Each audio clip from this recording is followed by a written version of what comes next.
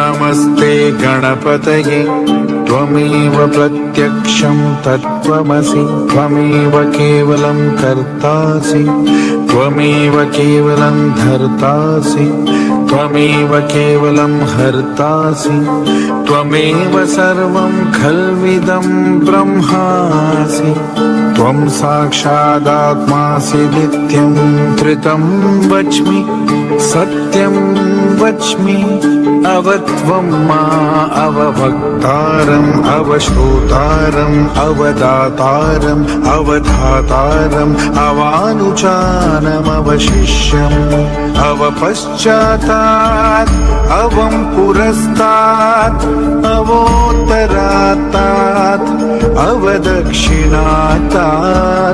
अवचोर्ध्वात्तात्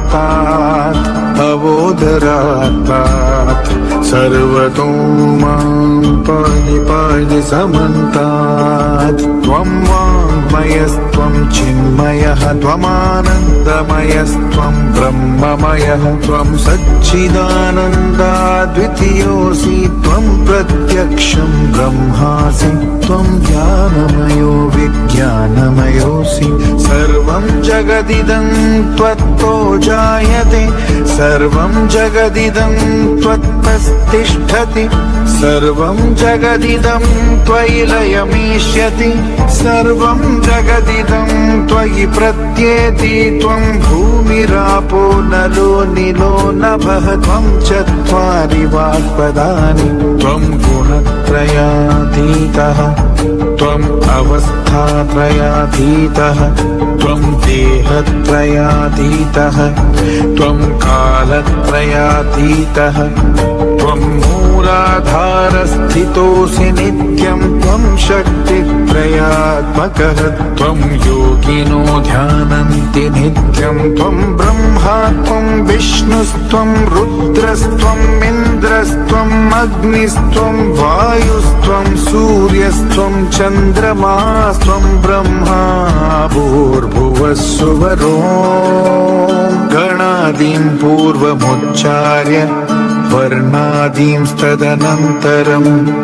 अनुस्वारः परतरः अर्धेन्दुलसितं तारेण रुद्रम्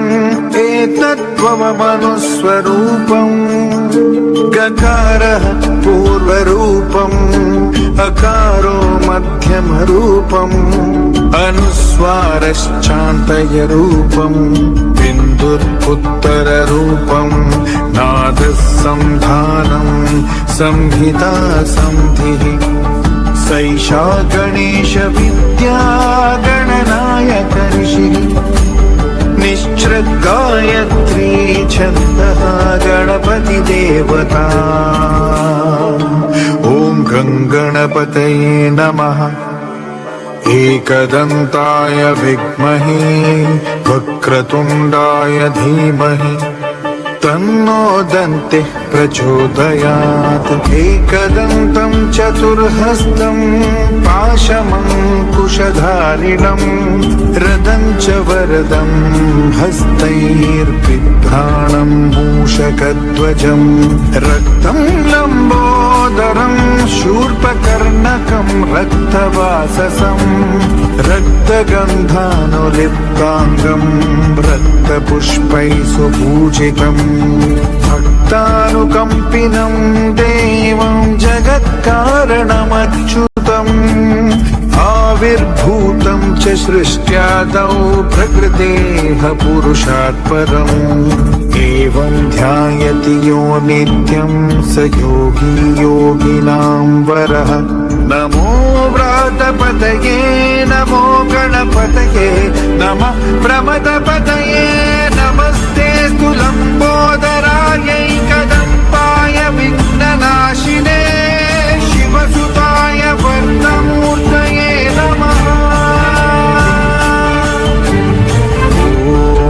ॐ सहना